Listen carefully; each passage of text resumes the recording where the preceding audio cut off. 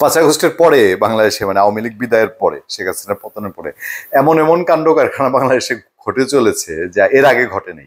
71-এ এত বড় কাহিনী ঘটে গেল, মানে এত বড় একটা সংগ্রাম, এত বড় নতুন দেশে উদ্বুদ্ধ হয়, তারপরেও মানে শাসন আমলগুলোতে এইরকম বিদঘুটে কাণ্ড কারখানা খুব কম ঘটেছে। রাজাকার ঢুকেছে আওয়ামী লীগে, রাজাকার ঢুকেছে মুক্তিযোদ্ধাদের মধ্যে, এটা অনেক পরে আস্তে আস্তে প্রকাশ হয়েছে বা জানা গেছে। তারপর 90-এর পরবর্তী সময়গুলোতে আকস্মিক ওভারনাইট জাতীয় পার্টি আওয়ামী লীগ হয়ে যায় নাই, সময় লেগেছে ধীরে ধীরে, এবং জাতীয় পার্টি ওইভাবে বাংলাদেশ আওয়ামী লীগ বিএনপিতে পুনর্বাসন হয় নাই, এটা বাস্তবতা। কিন্তু 5 আগস্টের পরে কেমনে জানি, এর আগে নির্বাচনের আগে লোকজন পল্টি দিত, আর আওয়ামী লীগ আমলে হাইব্রিড এসছে, আস্তে আস্তে শিবির আওয়ামী লীগে ঢুকেছে, ছাত্রলীগে ঢুকেছে, এগুলা টেকনিকের অংশ হিসেবে আস্তে আস্তে ঢুকেছে, প্রকাশ্যে হয়নি এই ঘটনা। আমার সামনে একটা খবর আছে, খবরটা খুব মজদার এবং সমজদার। আপনার এই খবরটা বাংলাদেশে এর আগে আমরা বলেছি যে ধরেন বিএনপির প্রোগ্রামে আওয়ামী লীগ যাচ্ছে, আওয়ামী লীগের প্রোগ্রামে বিএনপি যাচ্ছে, হ্যাঁ অনেকটা এরকম। তারপরে জামাতের কমিটিতে আওয়ামী লীগের লোকজন, তারপর আপনার এই বিভিন্নভাবে উঠছে যে এই জায়গায় আওয়ামী লীগের লোকজনকে পোস্টিং দেওয়া হয়েছে। তো সবাই যদি ভাই ভাই হয় তাহলে দেশে তো অশান্তি কেন? খবরটা দেখেন, খবরটা ইন্টারেস্টিং। 10 লাখ টাকা চাঁদাবাজির মামলায় এক লোকের বিরুদ্ধে ছাত্রলীগের সাবেক কেন্দ্রীয় সহ সম্পাদক ও ব্যবসায়ী অমিত বণিককে জিজ্ঞাসাবাদের জন্য 2 দিনের রিমান্ড মঞ্জুর করেছে আদালত। রংপুরের মেট্রোপলিটন আমলি আদালতের বিচারক একটা আদেশে এরকম দিয়েছেন। এর আগে চাঁদাবাজি মামলায় আসামি অমিত বণিককে রংপুর কেন্দ্রীয় কারাগার থেকে রংপুর মেট্রোপলিটন ম্যাজিস্ট্রেট সৈয়বুর রহমানের আদালতে হাজির করা হয়। তিনি ছাত্রলীগের সাবেক কেন্দ্রীয় নেতা। যাই হোক, মামলা তদন্তকারী কর্মকর্তা বলছেন 10 দিনের রিমান্ড আবেদন জানিয়ে বলেন মামলাটি 10 লাখ টাকা চাঁদা দাবি করার ঘটনা চাঞ্চল্যের সৃষ্টি করেছে।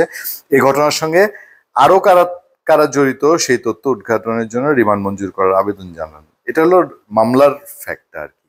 এইবার মূল কাহিনীতে আসেন।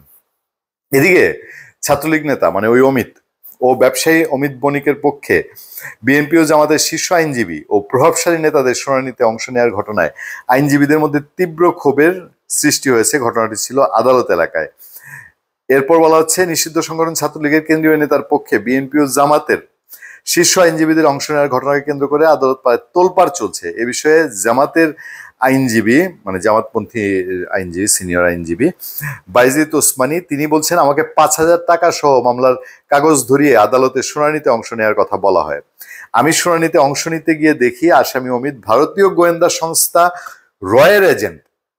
আচ্ছা, সে ছাত্রলীগের কেন্দ্রীয় নেতা। এটা জানার পর আমি চলে আসি। ফ্যাসিস্টদের দোষরদের পক্ষ নিয়ে তাদের মামলায় বিএনপি ও জামাতের আইনজীবীরা অংশ নেওয়া ঠিক হয়নি, তবে জামাত আর কোনোদিন কারো পাতা ফাঁদে পা দেবে না বলে জানান তিনি। ঘটনা কিন্তু অনেকগুলো মাহাত্ম্য আছে। হ্যাঁ, অন্যদিকে শুনানিতে অংশ নেওয়া আর কোনো আইনজীবী কথা বলতে রাজি হননি। 5,000 টাকার মামলা, তাই না?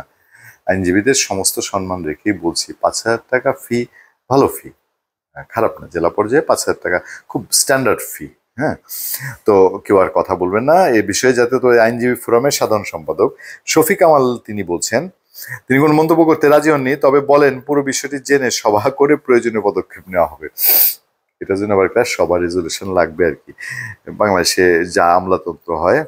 অপরদিকে মহানগর বিএনপির একজন শীর্ষ নেতা জানান, তাও আবার নাম প্রকাশ না করার সত্ত্বে, আওয়ামী লীগের পক্ষে আদালতে ওকালতি করা দুঃখজনক। আর কি বলবো। আচ্ছা, আওয়ামী লীগ তো এখনো নিষিদ্ধ হয়নি, তাই না বাংলাদেশে? আর আইনের অধিকার আওয়ামী লীগ যে পরিমাণ পাপী, ধরেন মহাপাপীর মহাগুরু যিনি থাকেন, তার জন্য তো বাংলাদেশে আইনি অধিকার, আইনি সুরক্ষা পাওয়ার অধিকারটা সুনিশ্চিত করেছে বাংলাদেশের সংবিধান। না, এখন যদি সংবিধান ছুঁড়ে ফেলে দেন তাহলে তো আমাদের বলার কিছু নাই। রংপুরের মেট্রোপলিটন কোতোয়ালি থানার ওসি আতাউর রহমান তিনি বলছেন, বৈশ্ববিদ্যালয় আন্দোলনে মামুন হত্যা চেষ্টা মামলা আসামি তালিকা থেকে রংপুরের আওয়ামী লীগ নেত্রী ব্যবসায়ী লিপি খানের নাম বাদ দেওয়া ও তাকে সুরক্ষা দেওয়ার জন্য পুলিশ ম্যানেজ করার জন্য 10 লাখ টাকা চাঁদা দাবি করেন, মানে আরেক নেত্রীকে রক্ষার জন্য। আর কি বলবো, গল্পের পরে গল্প, গল্পের ভেতরে গল্প। আপনারা যাইতে দেন না, মাত্র তো 7-8 মাস, আর কয়েক মাস যাক, গল্প আরো জমবে। কবে যে মেঘনাম্বত কাব্য বা পদ্মাবতী কাব্য রচনা হয় যে আওয়ামী লীগ পরবর্তী 1 বছরে কি হইল, এই পাঠ করিতে করিতে আপনার জীবনকাল অতিবাহিত হইয়া যাইবে। ধন্যবাদ সবাইকে। ভালো থাকবেন, সুস্থ থাকবেন, সত্য করুণা এবং সহনশীলতার সাথে। আপনাদের সাথে আমি আতিক রহমান, পূর্ণিয়া।